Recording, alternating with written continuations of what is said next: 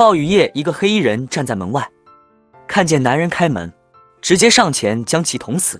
这次案件有当地警署的美女警察协助击穿班，她叫高野，是叶山的同学。叶山看见死者长冢在玄关处遇害的画面，直接心理阴影犯了。而叶山的过去后面会提到。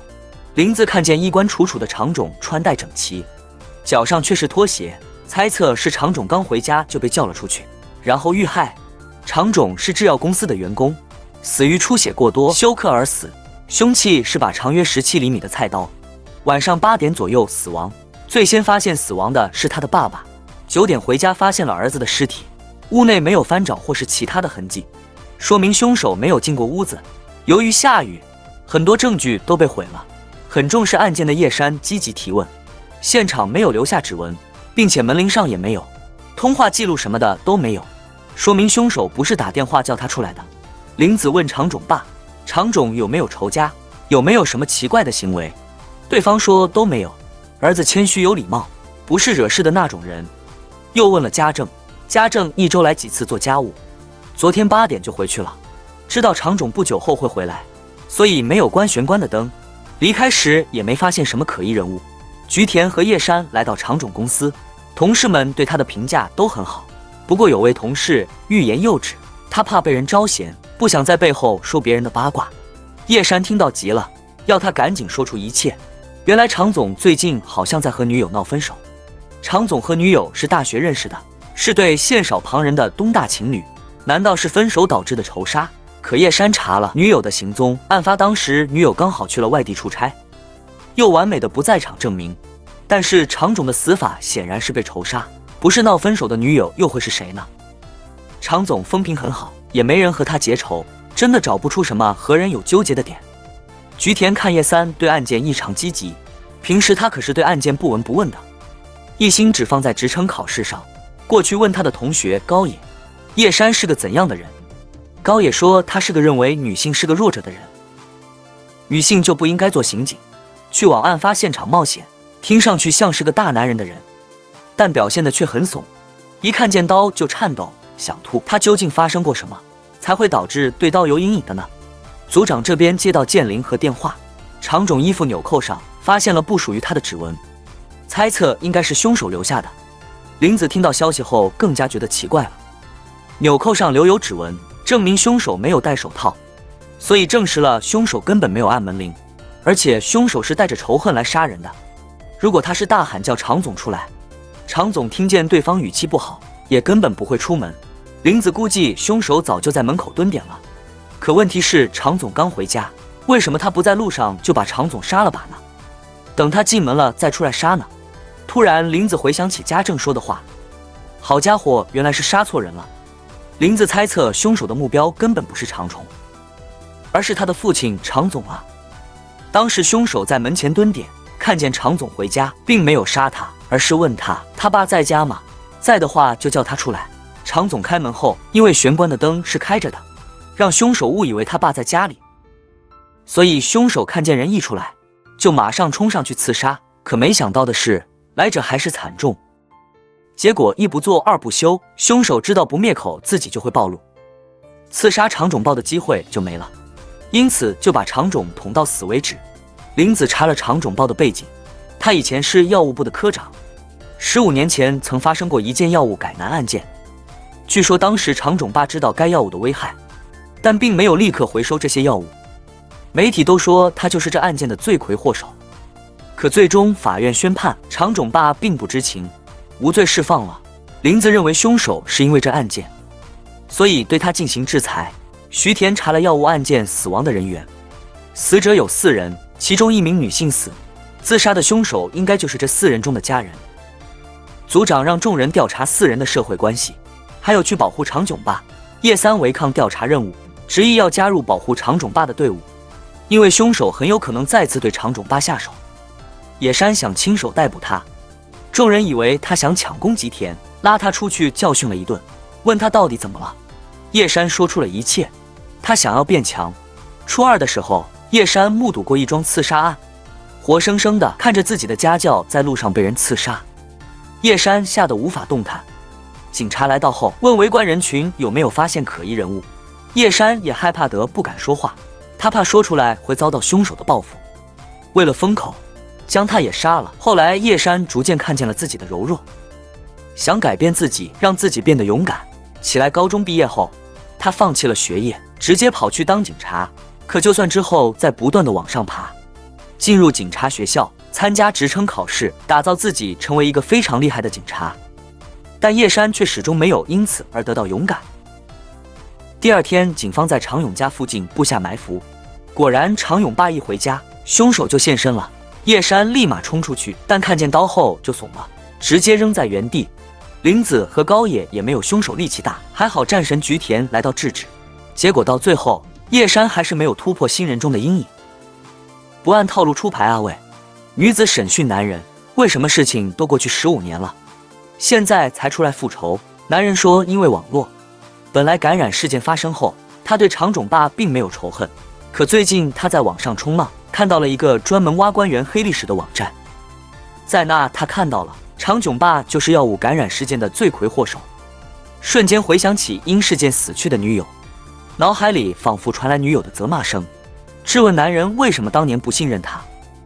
原来当年药物感染的症状非常像艾滋病，都是破坏人体的免疫系统，都是通过血液和性交来传播，女友因此受到了强烈的歧视。男人自然也认为是女友不自爱惹来的病，而且他还要把病传染给自己，当场和女友决裂，女友也因此自杀了。等发现真相后，男人后悔不已，一直陷入对女友的指责当中。直到最近，他看到网上再次提起的事，众人开始锐评常种爸的所作所为，男人的情绪被牵动起来，产生了复仇的心理，认为只要把罪魁祸首杀了，或许女友就能原谅自己的吧。门庭若市的游乐园内，男人想上厕所，却遭到了神秘人的射杀。死者是黑帮神部主的老大，初步调查，这很有可能是一桩黑帮火名的大案。搜查一哥很快成立专案小组，林子很想将这大案接到手，可按照顺序，这案件是死组的。另一队日下组的组长安慰林子，派他去调查一件不知道是自杀还是他杀的案件。男人死在家中，绳子交叉缠绕，脖子3圈，最终窒息而亡。法医分析这是自杀的绑法，但也不排除是伪装的自杀。解剖后也无法得出是自杀还是他杀的结论。不过法医认为是他杀的可能性很高，因为尸体有个很奇怪的点，他左右半身的尸僵程度不一样，也就是说尸体左右半身的温度是不一样的，右半身的僵硬恢复程度特别快，证明右半身长时间要比左半身的温度低。而且看了报告，发现尸体时他家开着空调，法医推测是凶手故意开的，目的是要影响法医判断死亡时间。但问题是，为什么凶手只冷却了1？这样毫无意义啊！法医还是能判断出男人的死亡时间。在晚上11点左右，林子看了案件报告，早10点左右接到报警电话，报警人是名女性，但身份不明，只说了地址，那里有个男人死了，然后就挂掉了电话。警方来到后门没锁，里面果然有巨男的尸体，而报警的女人也消失不见。死者叫春田，据房东对他的认识，春田是个沉默寡言的人，3个月前来租房，但他没有任何证件在身。本来房东不想租给他，可奈何人家有钱啊，一次性付完半年房租。房东认为这钱不是他的，春田可能是个软饭男，他是工地搬砖的，不太可能一下子拿出半年的房租。而且明明房租合同上写的是一个人租，但他却和一个女人同居，怀疑他被那女人包养了。林子和菊田进门调查，空调正对着尸体位置，不可能只吹到半边身。双手是怎样做到的呢？房间内也只有男人的衣服、洗漱用品，也只有一套，完全看不出有女人主观的痕迹。菊田猜测，可能凶手就是那同居女人，他杀害了春田，然后抹去了自己的生活痕迹跑路，说不定报警的人也是他。但问题又来了，作为凶手的他为什么还特意报警？林子在一个柜子里找到一些带有香味的木头，一共有13个，而且它们都有雕刻的痕迹。柜子里还有一把钥匙，这些又是什么呢？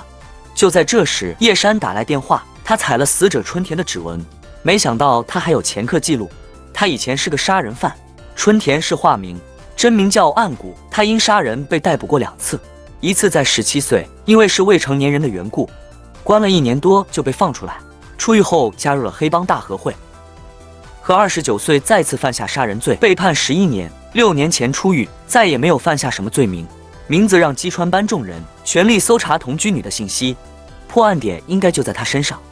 林子菊田问了工地的工头，工头见过岸谷身边的女人，来接岸谷下班，但两人的举动却一点都不亲密，离开时还保持着很远的距离，怀疑两人闹了什么矛盾，在打冷战。而叶山蹲到了岸谷的邻居，说在案发的前4、5天，看见过他和一个女人吵得很厉害，甚至还动手打他，把他赶出了家门。主人苦苦在外哀求着开门，但岸谷根本无动于衷。难道真是情杀？宝叔和康平这边有重大发现，两人拿着岸谷照片一一搜查，终于在一家酒馆发现他的行踪。岸谷时不时就会独自来到酒馆喝酒，而那酒馆的陪酒女就是岸谷同居的女人，她叫阿春。案发当时正在陪酒，大约10点半左右接到一通电话，然后匆匆回家了。从酒馆回到岸谷的房子大约15分钟，杀人时间很充沛，无疑他就是杀害岸谷的凶手了。不过林子仍然觉得奇怪，他为什么早上会主动报警呢？而且案件还不止这个疑点，岸谷的尸体为什么两边温度会不一样呢？放在柜子的钥匙和木头又有什么用呢？看来只有找到阿春，谜题才能够解开。林子拿着那些木头去科搜研，让他们帮忙检测这些是什么木头。随后接到菊田的电话，他找到了钥匙对应开的私人信箱。经管理员验证，岸谷每周都会来到这。打开后发现里面都不是信，而是一张张照片，其中阿春的照片还另外用信封保存着。从照片的拍摄角度分析，只有阿春的照片不是偷拍角度，其他人都是偷拍的。做了整理，除了阿春单独的一张，盒子里有33张照片，每3张为一组，一共11个人。叶山发现其中1人就是隔壁日下主，负责案件的被害人，也就是一开头被枪杀的神部族老大。另外还有今早在码头发现的腐尸，英族老大的照片。经日校的调查，他和神部族老大死于同一把枪，也就是这11人里，有2人已经死于枪杀了。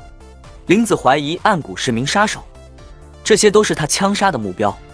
找到医科内著名的现场王，他对死于命案的资料基本过目不忘。看了照片，认出里面大部分人都是黑社会老大，而且全部都是死于枪杀。林子杰和岸谷17岁和29岁杀的，2人正好就是13人，对应上了那13块木头。难道这些木头是他击杀目标后留下的纪念？但很快林子否定了这个想法，直觉岸谷可能并不是他杀，而是畏罪自杀了。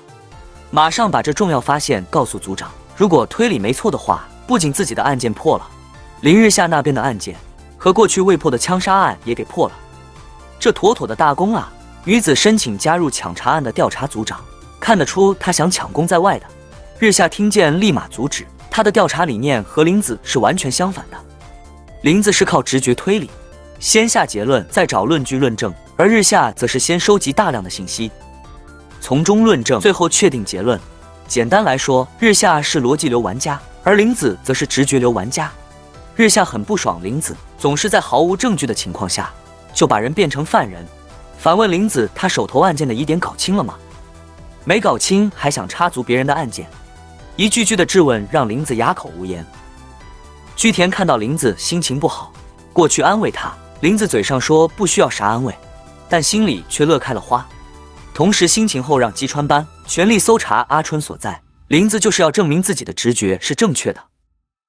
可阿春究竟逃哪去了呢？看着阿春照片的笑容，终于明白岸谷为什么要把照片单独放在枪杀目标外了。或许阿春的笑容就是他的救赎。林子感受到了两人非常相爱，直觉阿春可能会回到那个地方。根据背景查到了所在地，而菊田赶过去问了一圈人，终于在一个小孩口中得知了阿春的消息。阿春老实坦白，人是他杀的，但怎么可能？难道直觉错了？岸谷难道不是自杀的？名字不相信他说的话。懊恼之时，警方来了。他最近在协助日下组的调查，跟着日下查案，对他刮目相看，感受到了逻辑流玩家的魅力。先是大量收集证据，然后从细节入手，逐步剥丝抽检。现在案件基本已经气息了。原来神木族老大本属大和会，后来老发呢和和他切割自建神木族，还联合阴主对抗老东家。老东家大和会当然不爽，于是就派杀手将两人都杀了。很显然，那杀手就是岸谷。就在思考之时，井刚突然靠了过来，鲜血先卖了，属于是人家是拿来查案，你倒好直接用来泡妞。不过被井刚一靠，林子来了灵感，一把把他抱住，终于明白为什么岸谷的尸体左右半身温度不同了。原来不是右半身被空调冷却，而是恰恰相反，是左半身有人一直在旁提供温度。林子已经搞清案件的过程，再次审讯拉村揭开他并没有杀掉岸谷，而是赶回家后看见他尸体，然后陪了他整晚的事实。林子很清楚岸谷为什么会自杀，不过他想要阿春亲口说出来。同为女人的林子很清楚阿春心中的痛。阿春慢慢开口，陷入了他和岸谷的回忆。两人相遇在6年前，那时岸谷刚出狱相处了一段时间，两人就开始同居了。大概过了半年，岸谷突然拉着阿春去逃命。阿春问他发生了什么事，岸谷没有回答，只说了要马上离开这里。接着两人就开始了长达5年多的逃亡之路。两人居无定所，在全国范围内到处游走。阿春很清楚有人在追他们，但不知道是些什么人。直到3个月前，两人回到了东京，逃亡之路也要画上句号了。两人很快就被大和会找到，大和会拿阿春做威胁，让岸谷继续杀人。岸谷没办法，只好答应。虽然阿春不知道岸谷答应了什么，但奇怪的是，岸谷突然变得豁然开朗起来，他像是释然了一般。现在回想，或许这是他的回光返照，他已经决定了自结局。就在动手的前一夜，岸谷和阿春分手，将他赶出了门，然后第2天就枪杀了神部族老大。阿春没有离开他，依旧在家等他。看他回到家，身上散发着一股火药味，而他自己一回来，也不断的想擦掉这些痕迹，可是这些痕迹都已经烙印在他心中，怎么擦都擦不掉啊。晚上，阿春看到他在用散发香味的木头做雕刻，嘴上还不断的在唠叨自己很笨，雕的一点都不像地藏王菩萨，这样是不是就不能得到原谅了？阿春听着一刀一刀的雕刻声，仿佛这不是在雕刻，而是在一刀一刀的割着岸谷的心。又过了1天，晚上10点半左右，阿春接到阿谷的最后一通电话，他很感谢阿春这几年对他的陪伴。阿春知道他要做傻事，匆忙赶回去后，等待他的是阿谷的尸体。阿春拿起枪，本想一起死去，但看着岸谷的尸体，阿春竟然没有一丝悲伤，反而如释重负。他明白这是岸谷传达给他的心情。岸谷他终于解脱了，他终于可以不再受人逼迫，不再受自己的良心责怪了。最终阿春放下了枪，抱着岸谷陪他最后一晚开空调冷却，是为了想尽量让尸体不腐烂。醒来后还是不放心，怕他孤独的死在房间内没人发现，最终决定选择报警。然后阿春抹去了自己的痕迹，离开这个地方，打算重新开始，因为他肚子里还存有一个希望。阿春为了不想孩子知道父亲是个杀人犯，所以才切割和岸谷的一切。大拿春怎么都办不到，他心里还一直挂念着他落脚的地方，也是两人最初相遇的地方。最后林子拿出岸谷珍藏的照片，最后的最后，日下告诉林子，他不打算起诉案件，岸谷已经死了，幕后命令岸谷杀人的人没找到，起诉了只会牵扯到无辜的人，这或许也是日下的温柔吧。清晨，男人报警他养父失踪了，警方找到车辆，在车底发现一只被鲜血浸泡好的左手，车内还有大量的血迹。男人验证这左手正是他的养父高刚，在高刚的车库同样有一滩血，经检测 DNA 都一致，左手是在车库用电锯锯开的。高刚尸体没被发现，应该被人分尸。气到了各处搜查，一科10组马上成立专案班，这次林子和日下要一起合作了。加入调查的还有老朋友刚。林子带着击川帮迅速展开调查，在现场附近发现一个不合群的流浪汉帐篷，别人都在对岸扎营，就他孤零零的在这边。林子心中好奇，过去想问问有没有目击线索。走近，迎面扑来一股恶臭，是一位流浪汉感冒了在睡觉。林子扑了个空，没找到任何线索，对手日夏就不同了，迅速调查了报警男人，也就是死者高刚的养子，他叫三岛，案发时和女友美智子在一起。下问过话，三岛确定左手是养父的原因，是他以前在工作中割伤过左手。虎口高刚是三岛的养父，同时也是他的师傅，两人都是木工。目前高刚开了个小工作室虎口。小时候高刚和生父共事过，不过两人不是同一间公司的。高刚在中林建设，而生父则是中林下属的子。公司落下心念，一次意外，生父从高空坠下之后，高刚就以收徒为名将三岛抚养。现在两人关系也亲如父子，而身为女性的林子则被安排去问话女友智子。不过林子很不甘，现在调查进度明显落后，让菊田抢先调查高刚的背景。第二天，林子问话美智子，她是名服务员，和三岛确定关系是在1个月前，父亲2个月前去世。巧的是，她也在木下深夜工作，也是意外坠楼而亡。突然门外传来争吵声，美智子听了像是在害怕什么，浑身颤抖起来。林子看到美智子的反应，似乎似曾相识，这反应林子在被强暴之后也有过，整天提心吊胆，听见声响就惊慌失措。难道美智子也有一样的经历？随后林子来到高刚老家，却被告知高刚在铁路公司上班，他不可能娶钟灵的，因为高刚的母亲就是被钟灵害死的。老爸死后留给母亲的店，因土地开发和钟灵有纠纷，后来有人去店里搞事，最终搞得母亲精神崩溃自杀了。而宝叔叶山这边吵到2个月前，三岛和高刚有发生过争吵，不过第二天两人就和好如初哭了，这也是周围人唯一见过的两人争吵的画面。晚上又一轮搜查会议开始，日下深挖了三岛的背景，原来三岛生父的死也和中银建设有关，这是一连串的保险金诈骗。此间中林建设背后有黑社会之称。13年前，生父在旗下的木下兴业做建筑工，从高空坠楼而亡。截止到去年12年里，木下兴业一共有8人坠楼，这些人全部都有向黑社会借高利贷，此后的保险金也全部都用于抵押。美智子父亲的死，说不定也是一样的情况，而高刚可能就是那个执行人。有严正13年前，在生父坠楼前，他和生父在一起过，说不定2个月。前三岛和高刚起争执，是因为三岛知道了实情，所以策划一切将高刚给杀了。但林子觉得非常矛盾，如果高刚真是那个执行人，为什么还要将三岛抚养呢？如果是为了赎罪而抚养，那么一开始他明知中林建设害死了妈，为什么还要进去工作呢？案件越来越矛盾，明子让基川帮众人去确认美智子父亲是否有债务。他找到了高刚的发小，问起高刚的为人，却发现照片的人根本就不是高刚。原来违和点就在这，三岛养父根本就不是真正的高刚。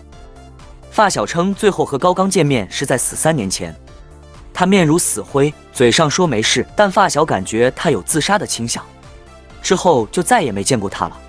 宁子又去铁路公司确认，毫无疑问养父就是顶替了高刚的身份。组长让宁子和日下分头调查，日下负责调查养父这13年来的举动，而林子负责调查13年前发生的事。林子过去问了一些和钟灵有土地纠纷的人，他们没有见过养父，只见过一位大热天还穿着大衣，很猥琐特讨厌的人，他就是那帮搞事人的老大。13年前曾高刚还是把店卖给了钟灵，之后就消失不见了，难道被灭口了吗？可他为什么卖地前一副想死的样子呢？刚突然想到，如果高刚真死了，那他家的地就没有了继承人，土地就会被国家回收。明子听了，终于明白为什么养父要顶替高刚的身份了，目的是拿到那土地的继承权。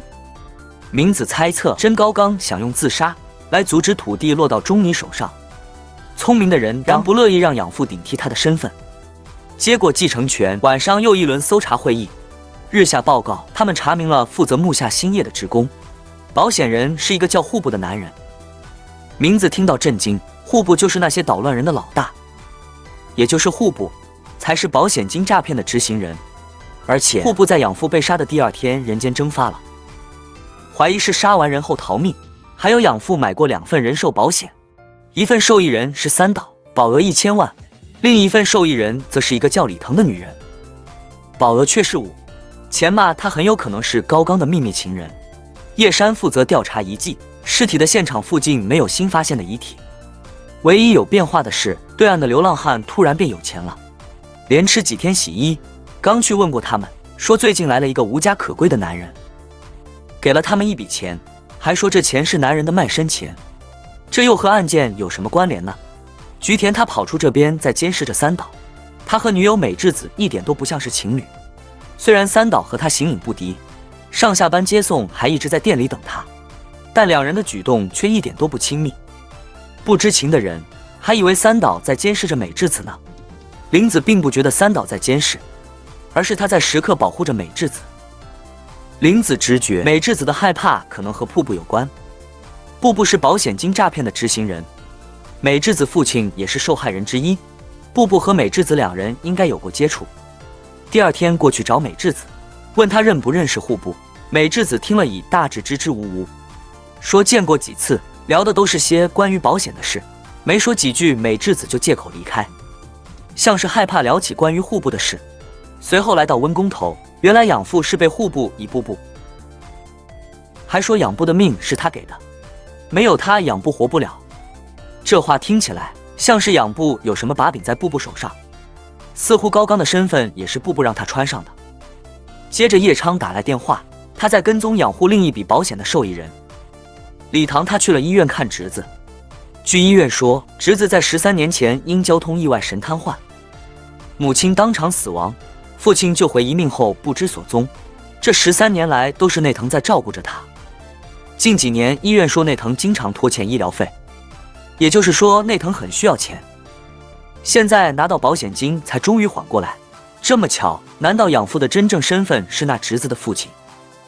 林子和景刚调查13年前意外的新闻，侄子的父亲叫内藤，何敏马上叫叶三去调查。他晚上举田汇报，三老去共木下兴业，问了工作人员瀑布在不在。看来三老认识护夫，而且工作人员要警察赶紧把护夫逮捕了。他是个十恶不赦的人，他用保险金威胁过很多人，其中很多少女被迫修改保险条款，而他把陈广熙名字明白了。看来美智子也是其中之一。野山查明了养护身份，确定他就是内藤的弟弟内藤和明。13年前发生意外，妻子去世，儿子全身瘫痪，而重伤的他被救回一命，留下一封道歉信给家人，最后上吊自杀了。自杀地点就在中宁建设的施工高楼。当时养父有3000万的保险，受益人也是姐姐内藤，毫无疑问这是给他儿子的医疗费银子。猜测当时上吊的人才是真正的高刚。夫妇一手策划，让养父穿上了高刚的身份，拿到高刚家的继承权，而养父也急需那笔保险金，于是答应互换身份，一举两得。男子认为本次案件就是两人因这个秘密而发生了冲突。日下提出质疑，报告上说内藤当时认过尸，金狗承认尸体身份就是弟弟，难道他也知道替身计划？第二天案件终于有了关键性的突破，警方在河里打捞出分尸的躯干，经 DNA 检测和左手的一样，只看着躯干的照片感觉很不对劲，原来这尸体也是替身。本次案件被分尸的人不是养父，而是户部才对。养父在13年前发生过意外，身上有很多伤疤，但被分尸的躯干上却很干净，只有1道疤，位置在胆囊上，这应该是做胆囊手术。你只要去确定腹部有没有做过胆囊手术，基本上就能确定尸体是不是他的了。但左手和躯干的 DNA 一样，怎么解释呢？就在这时，三岛来到院尸，日下陪他过去。三岛看了一眼后说这就是养护的尸体。日下问他确定吗？本来对林子的猜测有质疑，但是三岛的反复确定反而让日下觉得这尸体很有可能并不是养父的，而且三岛还用了两人就像亲父子一样的理由。在日下的调查中，他和养父就如亲父子的证实只会出现在旁口中，这是第一次从山岛口中听到。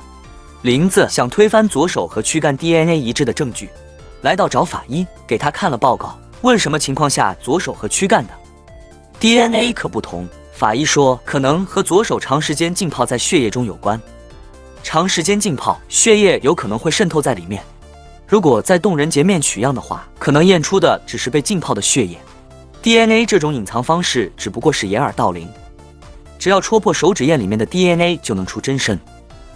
另外，法医还补充，这尸体是死于电击，躯干脖子处有表面脱落的痕迹，内部组织也没有被损坏，显然是被电死了。名字响起，电锯上有洞，电线修补过，很有可能它就是凶器。而日夏这边想确定尸体是不是户部的，来到找户部同居的情人，问他户部有没有做过胆囊手术，没想到还真有，他在3年前做过胆囊切除手术，看了躯干的照片，确定这身体就是户部的，从情人家中收集了户部的人类，证实了躯干的身份就是腹部。林子来到找美智子，他已经猜到美智子的经历，告诉他腹部的事你已经不用害怕了。美智子沉默不语，不肯说出他的事。林子开始自我暴露，他和美智子一样，有着一样的经历，所以他很明白美智子的担惊受怕，甚至想自我了断。不过一位女警用生命告诉子，要勇敢面对，必须好好活着，勇敢站出来和犯人做斗争。现在林子要将这份勇气给美智子，希望她也能站出来斗争。但美智子却越听越惭愧，越听越觉得自己是个肮脏的人。她和林子根本就不一样，林子是被犯人捅了一刀后不敢反抗，所以才任人摆布，但美智子不同，她是亲手脱掉了自己的衣服。2个月前，父亲去世，步步拿着欠款跟美智者说，保险金虽然已经抵上债务，不过这房租和学费都是公司代付的，也就是现在负债的人变成了美智子。步步跟他交易，只要他在自己面前脱光，那么这钱就不用还了，还能养到美智子大学毕业为止。于是美智子就在他面前亲手脱掉了衣服。随后每晚步步都会来找他，美滋滋心想只要忍一忍，能自己成为了一名美容师，有能力赚钱就能摆脱苦海了。大概过了1个月，三岛突然来找他，跟他说他父亲根本不是意外死的，而是被公司杀害的。公子问养父出事的那天2人有没有见过户部，美智子说没有，他也没和三岛说过户部的事，但三岛显然是认识户部的。美智子慌张的神情，看来也在掩盖些什么。出事那天2人应该见过户部。宁子大概推出了案件的整个过程，此情源头在13年前的意外。养父的亲生儿子全身瘫痪，急需医药费，养父为了救儿子，牺牲掉自己的身份，和户部做交易，做了高高的替身，舍弃了本来身份的养父，彻底和过去切割。可那挂念儿子的父性时刻牵动着他。一次他遇见了同病相怜的三岛生父，他也非常疼爱儿子，但家里负债连连，走投无路，他不忍心再看到儿子三岛饿得吃地方的竹子，最后只好跳楼，用保险金来还债。养父想起了自己的经历，于是收养了三岛，把他当成了儿子的替身，也可以说是养父自己变成了三岛生父的替身。而这次的案件也和13年前高刚的死同样，也是强烈的父性导致的。养父再次为了他的儿子舍弃掉自己的身份，既是为了保险金救亲生儿子，也是为了保护自己的养子。三岛名字猜测，三岛知道了美智子的事那天和户部发生了争执，然后户部打算用自己擅长的威胁手段让三岛乖乖离开自己的女人，于是过去找养父威胁他，让他叫三岛赶紧离开。养父3个都没选，而是选择电死他，将他自结，准备再来一次替身计划，在杀人的同时留下一笔保险金给2个儿子。凭着这种强大的父性，他切断了自己的左手，将他浸泡在户部的血液中，让户部顶替他的身份。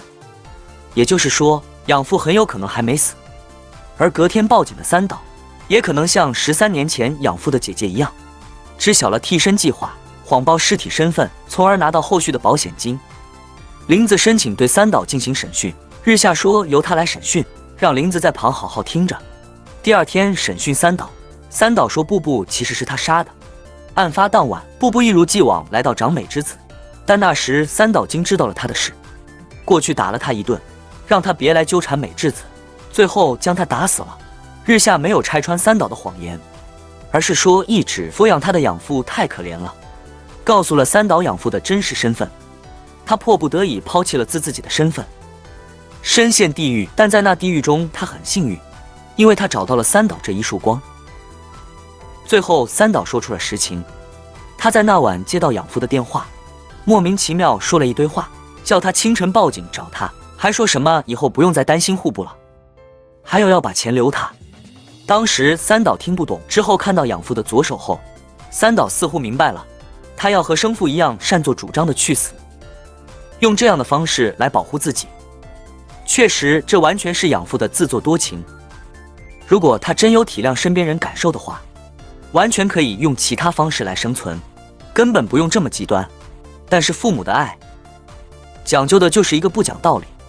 他是自私的，他可以无视孩子的想法，单纯用自己的想法来爱护孩子，可同时他又是无私的，因为这种爱是无条件的。父母可以委屈自己，放弃自己的一切，来换取孩子的健康，换取孩子的幸福。他们擅作主张，同时又在苟且偷生。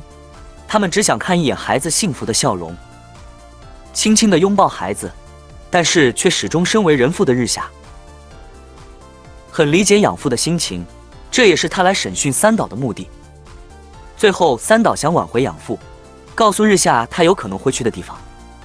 玲子在旁听着，突然意识到自己很有可能一开始就见过养父，他就是最开始的那个模特。帐篷的流浪汉拉上山岛，开始日剧爬回忆起姬川帮的一些武官调查情报。叶山说过，在事后流浪汉突然变得有钱，连摆几天席，然后井刚过去调查，他们说是那个无家可归的流浪汉给的。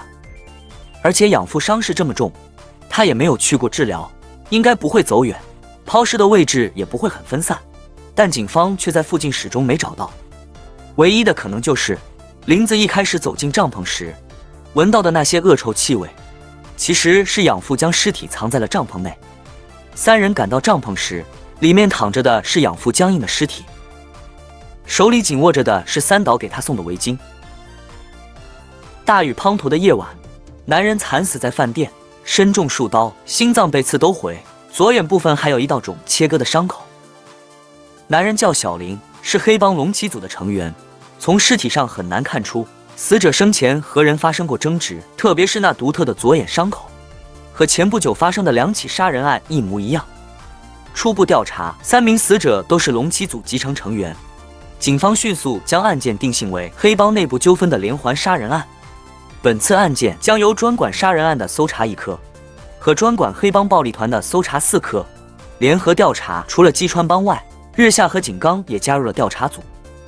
正所谓隔行与山，一哥想以连环杀人案的角度潜入调查，想尽快捉住杀人的凶手，但4哥却认为一哥的格局太小了。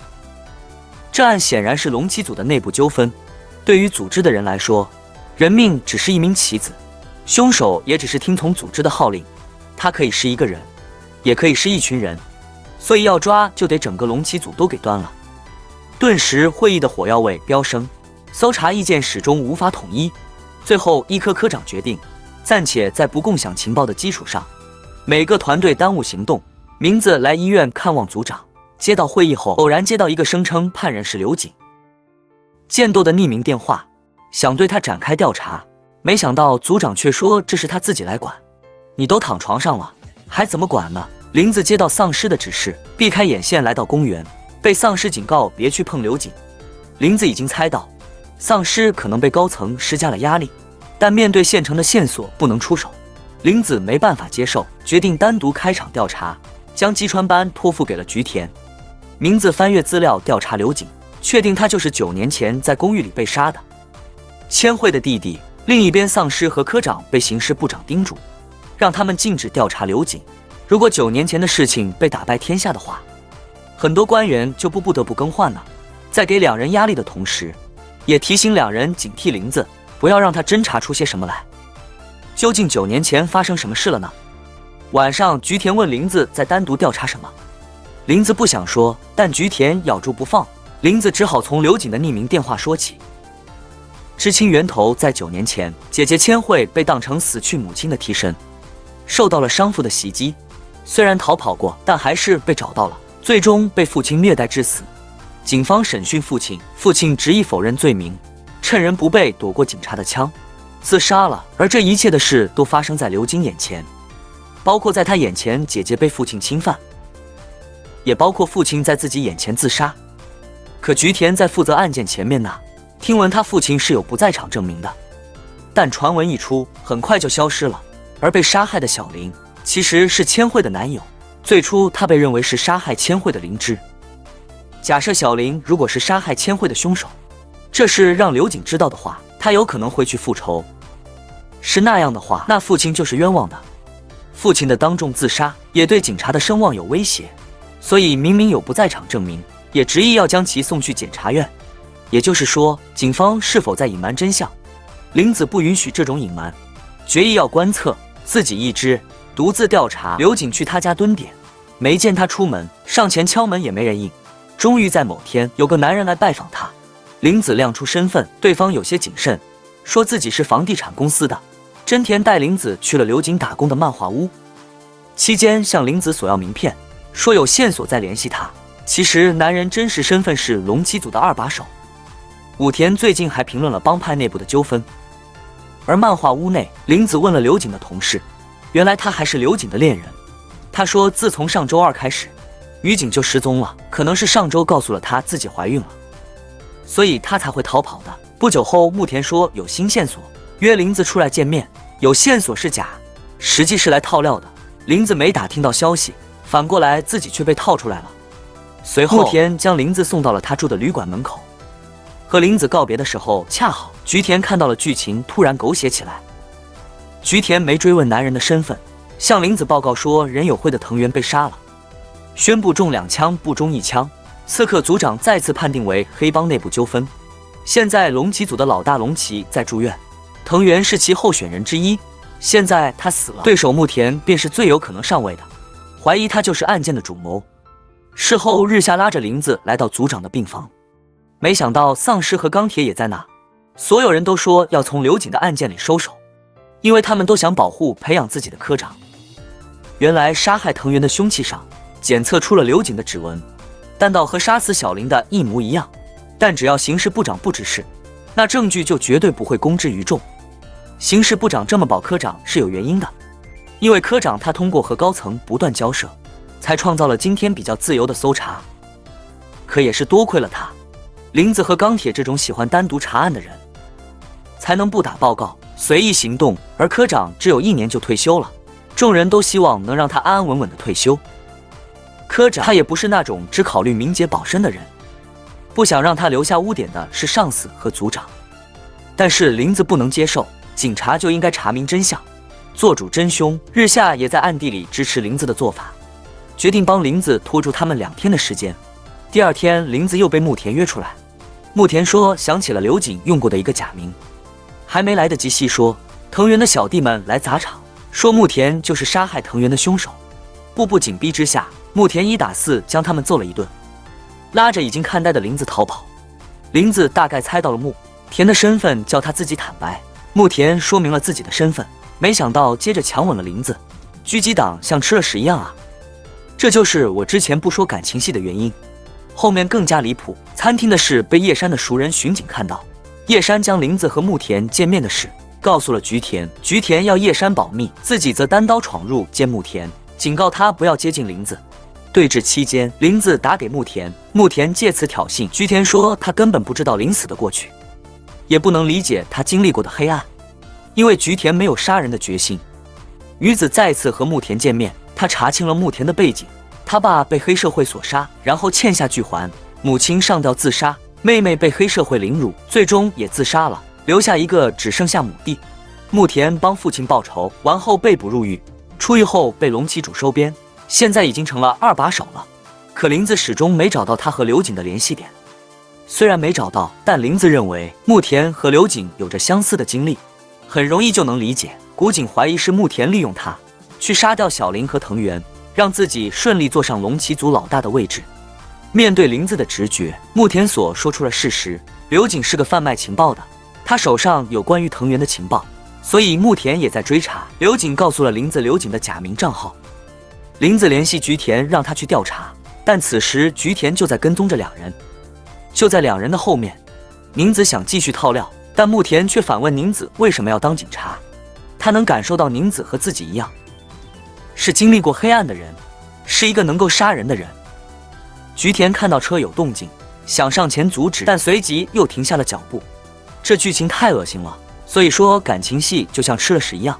另一边搜查会议上，4科的人也知道了林子和目前见面的事，和1科矛盾愈发激烈。刑事部长通知林子要取消他搜查本案的资格，林子无奈只能将刘瑾假名账号的线索告诉了钢铁，让他去查，可钢铁却没有接受。林子被气得浑身颤抖，即便如此，他仍然坚持一个人监视刘瑾。期间，他接到了钢铁的电话，要他赶紧奔赴现场。赶来的还有菊田，原来菊田也拜托了钢铁调查，所以也通知了他赶来现场。菊田看到林子，问他现在过来是以一位刑警的立场来追求真相的吗？如果不是的话，他可以一个人去。很显然，菊田是在问林子，他是在帮母田吗？林子没有直接回答，而是回答了菊田之前问自己的问题。他的包为什么要选红色？因为那是血的颜色，让他时刻记住曾经流过的血。两人进门，眼前是大量的窃听无线电设备，连接的不仅有警方无线电，还有各大黑社会的，证实了木田说的是真话。刘瑾真是个情报商。再往里走，竟然是刘瑾上吊的尸体，旁边还有他留下的遗书，承认了自己杀了4个人，包括小林和藤原。林子觉得不可能，他只有对小林有仇恨，为什么要杀其他人呢？钢铁进来说，可能是刘瑾不能原谅养着小林的组织，所以一并都杀了。银子觉得这理由有些牵强，钢铁让人清理现场，这里的东西不能公之于众，让两人来看是为了报提供情报之恩。刑事部长也将刘瑾的死地以为龙七组内部纠纷的自杀。科长听了终于不再沉默，访问部长，这就是警察的正义吗？击穿班众人等待林子重新展开调查，这只是林子不希望他们卷进来，要他们回去。众人表示自己击穿忙的人应该一起共进退。林子终于被说服，他坚信刘瑾只杀了小林，藤云不是他杀的，让众人重新调查。调查显示，从现场留下的血迹来看，犯人是个伪装成菜鸟的老手，也就是说，刘瑾是被人当枪使，被当成了杀人的替罪羊。杨菊田从刘瑾女友的电脑拿到关键录音，因为女友怀孕了，养孩子需要很多钱，猜测刘瑾就录下了证据，打算将来勒索封口费的。因为无法从刑事部长那申请逮捕令，林子只好一个人去审讯。在下雨的街道上，林子和木田又见面了。没错，只是刘瑾杀人的就是木田。那段录音清晰录下了木田带着刘瑾去找小林报仇的对话，让刘瑾亲手杀掉小林。原来9年前杀害刘瑾姐姐的就是小林。他看到了姐姐和父亲在热门，被戴绿帽的小林气愤地将他杀了。刘瑾看到父亲自杀后，明白真凶是另有其人。姐姐租房除了父亲有钥匙外，就只剩小林了。刘瑾过去想报仇，没想到打不过小林，于是转做了情报商，将情报卖给木田，让他帮忙杀掉小林。木田本想让刘瑾亲自动手，可他还是太胆小了，没有杀人的勇气。面对小林的嘲讽，最终木田捅死了他。刘瑾想起了姐姐，拿起刀在小林左眼划下一刀。因为姐姐一直在哭，一直在忍，最后只剩下左眼能流下眼泪了。木田听了，只说了一句不知道，便要离开。林子追上去说服他去自首，却突然有人来袭击林子，木田转身挡刀。原来一连串杀人案的真凶是木田的手下。他得知了木田带牛井去复仇，想借此机会把杀人罪名再章给牛井，伪装成内部纠纷矛盾，然后去杀掉组织其他人，目的是让木田顺利坐上老大的位置。得知真相后，部长召开记者会，要求科长和丧尸只要闭嘴，跟着自己就行。他宣布一连串的事件均为黑社会内部纠纷，但科长并没有遵守命令，说出了9年前千回事件的全部死没，造成现在的悲剧。